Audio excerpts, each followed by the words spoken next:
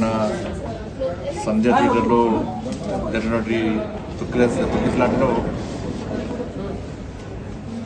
రేవతి అనే మహిళ చనిపోవడం చాలా బాధాకరం. పూర్తి సమాజం అంతా బాధపడ్డారు. చాలా బాధాకరమైన విషయం.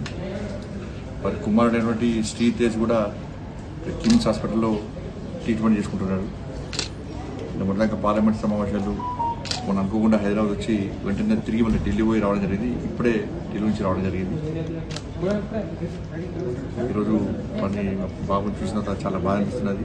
చిన్న బాబు, డాక్టర్లు కోలుకుంటున్నారని చెప్పి డాక్టర్లు చెప్తున్నారు. కోలుకోవాలని చెప్పి అందరం భావించాలి. ప్రతి ఒక్కరు కూడా ఆ బాబు క్షేమం కోసం. నేను చిన్నపిల్లలంటే ప్రేమ పిచ్చి ఎక్కువ. ఒకటి ఇలా టీవీలో ఫోటో చూసిన వెంటనే వచ్చి బాబుని చూడాలనిపించింది. తప్పకుండా బాబు కోలుకోవాలని చెప్పి నేను నమ్ముకున్న అమ్మవారిని ప్రార్థిస్తున్నాను. చిన్న బాబు కాబట్టి కొంచెం రోజు కొంచెం కోలుకునే అవకాశం ఉన్నాయని చెప్పి డాక్టర్లు చెప్తున్నారు. కేవలం చూడడానికి మాత్రమే వచ్చింది.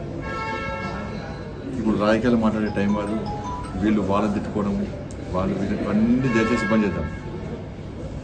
సమస్యలను రాజకీయ కోణంతో చూసే ప్రయత్నం చేయదు. విమర్శలు ప్రతి విమర్శలు ఆపేసి సమస్యను జటిలు చేసే ప్రయత్నం చేయకుండా వీళ్ళు కానీ వాళ్ళు కానీ అబ్బాయి కోలుకోవడమే ప్రధాన బాధ్యత. అబ్బాయి కోలుకునే విధంగా ఏ విధంగా కోలుకుంటారని చెప్పి ఆలోచించే ప్రయత్నం చేయాలి. అబ్బాయి కోలుకోవాలని చెప్పి అందరూ కోలుకోవాలి.